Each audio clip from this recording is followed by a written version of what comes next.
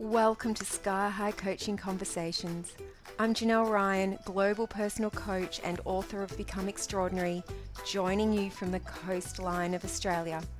This podcast is raw and unedited, just like life. I work with high-performing professionals, entrepreneurs, and elite athletes who are ready to expand their minds into new ways of thinking, create what once felt impossible, and lead themselves and others with confidence.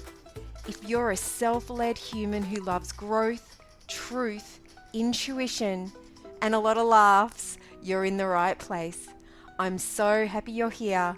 Let's dive in.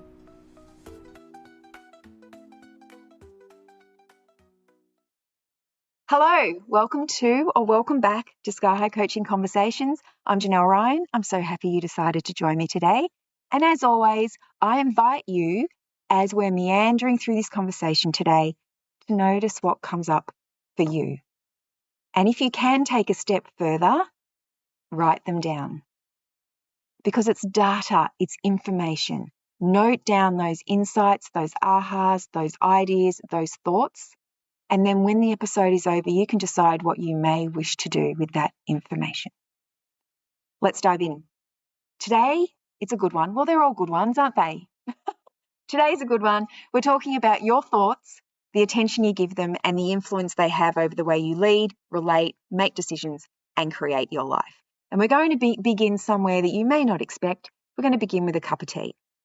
If you know me, you know I am a lover of tea. I have a morning and an evening tea ritual.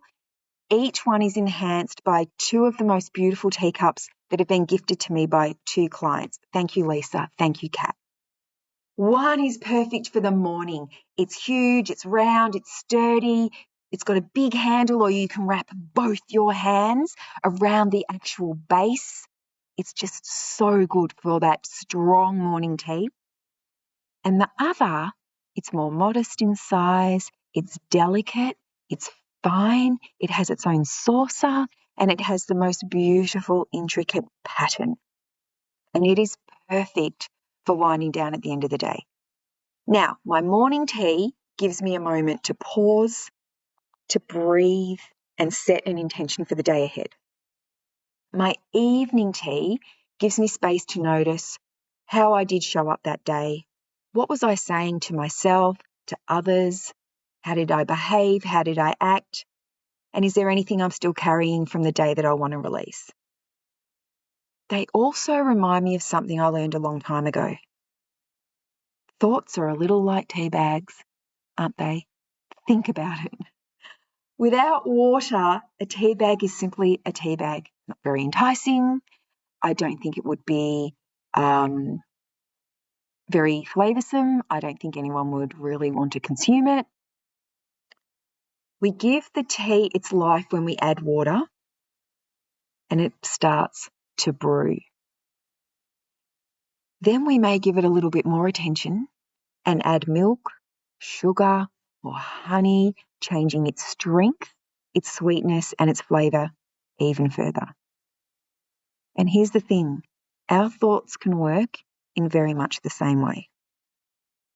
A thought may enter your mind and remain nothing more than a passing thought.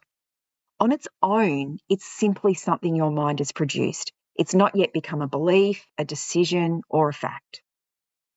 But when you return to it again and again, add some emotion, add some meaning, speak it aloud, maybe search for some evidence that supports it, and begin making decisions from it, you give it more life.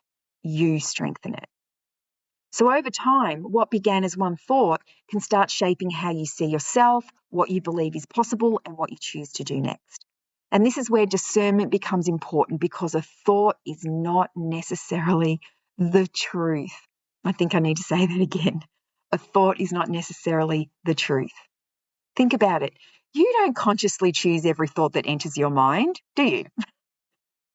This is because your mind is constantly interpreting what's happening around you, recalling earlier experiences, making comparisons, attempting to predict what may happen next, and then filtering out all the information that it thinks is not important to you and lets in what it thinks is.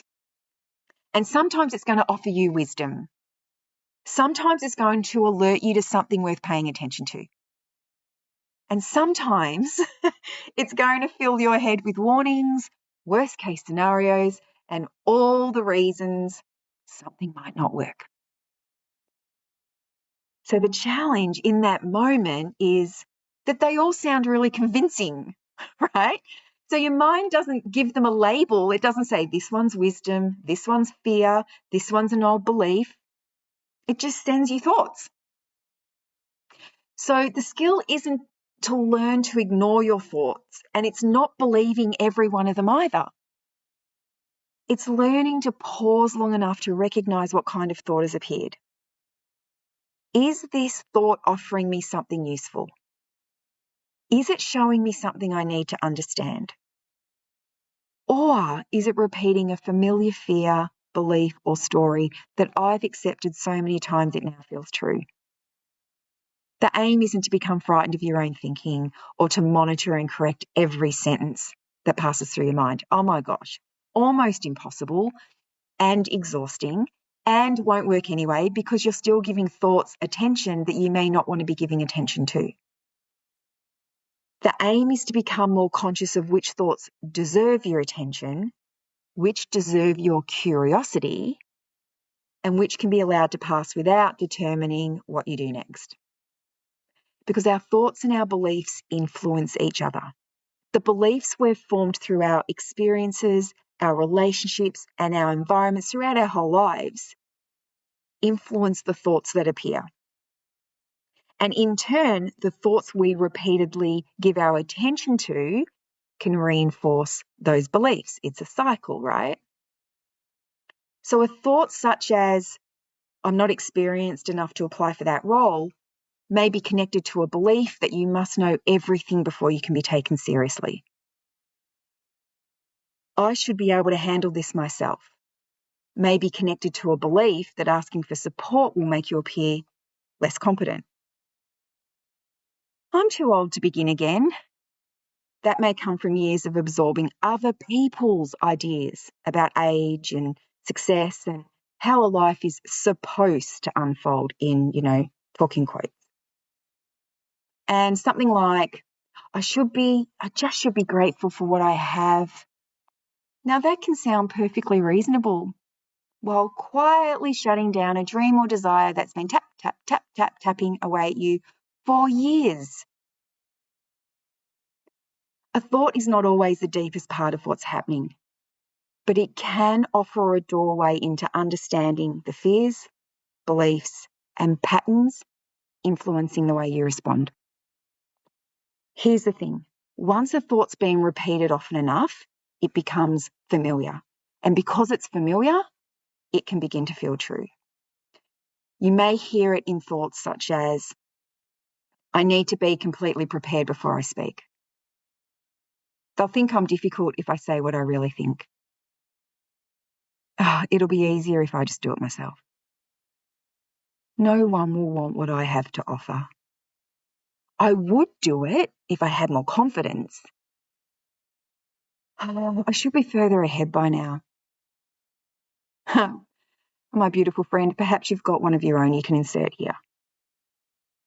When a thought begins to feel true, it can shape your emotions, your language, and your behaviour. You may begin to over-prepare, over-explain, people-please, procrastinate, remain quiet, take over, avoid a conversation, or stay in a situation long after you know something needs to change. The thought, I'm not ready, may stop you from applying for the role that would help you grow and expand and you'd absolutely love. I just can't trust anyone else to do this properly.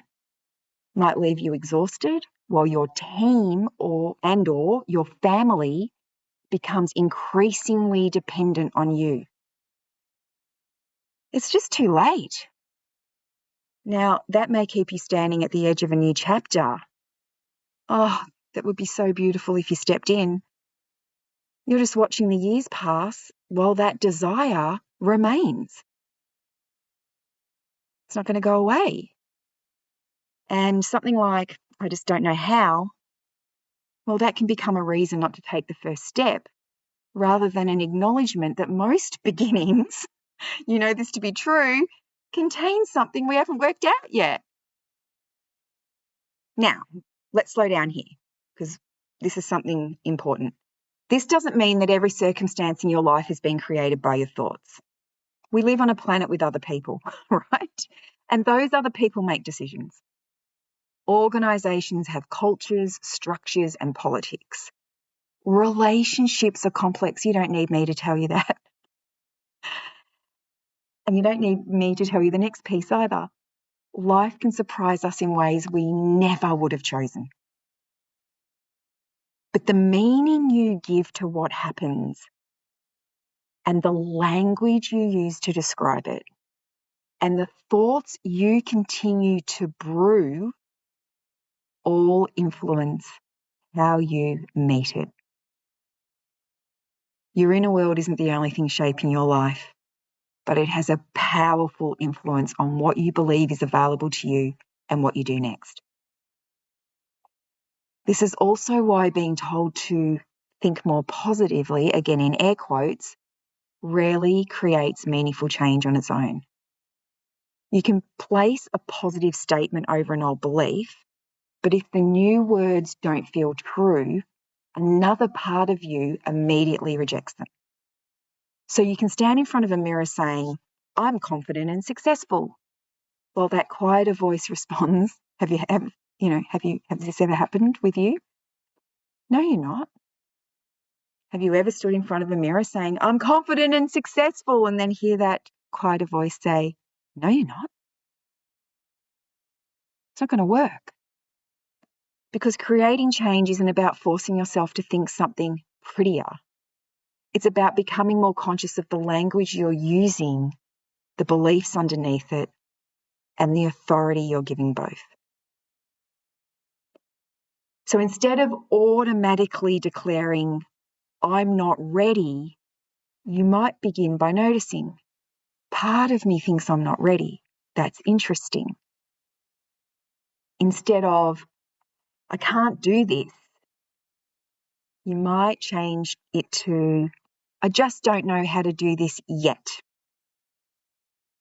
And rather than, oh my gosh, I always get this wrong, you might ask yourself, okay, what actually happened this time and what would I like to do differently next time? And these aren't phrases to repeat while pretending everything's fine. They create enough space for you to hear the thought without immediately handing it control of the situation. The language you use within yourself is not neutral. Each time you say, I can't, I always, I never, this is who I am, you may be strengthening a version of yourself that was formed in a very different time of your life. And it would have served you back then. That's why it formed. So we don't fight that version of you and we don't pretend it never existed. But you may wish to understand why it formed. You might want to appreciate how it once may have tried to protect you, and then decide whether it still deserves to make your decisions. Now, when we do this work, some beliefs will soften as soon as we see them clearly. It's absolutely beautiful. Others that are deeper or you've held for much longer, they take more time, more energy, more attention, and often support. I've often needed help to recognise the beliefs and patterns that I couldn't see clearly for myself, because you can't see the whole picture when you're the one in the frame. But I promise you this, from my own experience and working with my clients, there is something extraordinary about realising that a thought you've lived by for years doesn't have to make your next decision. It's freedom. So your first thought might be automatic, but your next move doesn't have to be. So let me ask you this, my beautiful friend. What have you been adding water to? Think about a thought that's been returning lately that has held you back somehow. Where are you acting as though it's already true? What is it stopping you from asking, saying, beginning, or allowing yourself to want? And what would you rather give life to? Perhaps it's the belief that you can learn what you don't yet know. We don't know what we don't know, right? That you're allowed to speak before every detail is perfectly formed. I'm a shiny example here in this podcast. That asking for support doesn't diminish your capability. That you can be grateful for the life you've created and still desire something new. That confidence may grow because you begin rather than being something you must possess before you do. We create so much of our lives from the inside out. When we become more conscious of the thoughts, beliefs, and language shaping our choices, we gain more influence over how we lead, relate, and create what comes next. You don't have to fear the thought. You don't have to fight the thought. You don't have to pretend it never appeared. You can simply decide not to keep adding water. So, my beautiful friend, pop the kettle on and make yourself a cup of tea. And while it brews, I invite you to ask yourself, which thoughts have I been giving life to? And what would I rather give my energy and attention to now? Have fun with this, play with this, see what comes up for you, and then decide what you're going to do with that information. Now, if this episode has helped you hear yourself more clearly, I have 2 complimentary blueprints that can help you explore what you want to give more life to next. The Unshakable Woman Blueprint is for intelligent, high-performing women who are trusted to deliver, yet still find themselves over-preparing, over-explaining, or holding back in moments where she wants to feel calm, clear, and confident. Now, it is called the Unshakable Woman Blueprint, but any gender is going to get value from this blueprint. Feel free to download it. Now, the next one, Success was the warm-up, that is for the accomplished woman who has created a successful life. And she knows, perhaps quietly, that this isn't the end of her story. But where does she start? This blueprint, or what does she do next, right? This blueprint's for you. And you're going to find links to both of them in the show notes.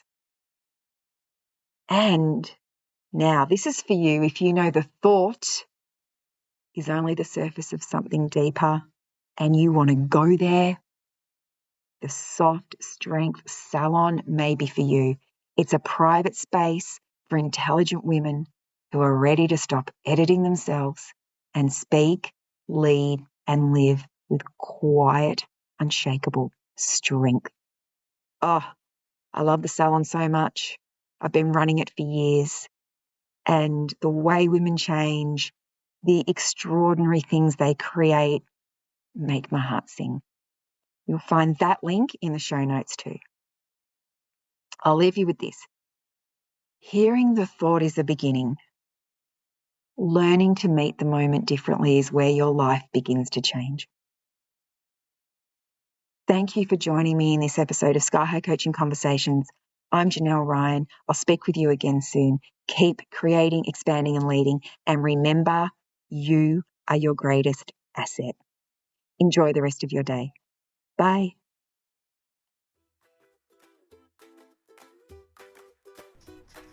Thank you for being here for another Sky High Coaching Conversation.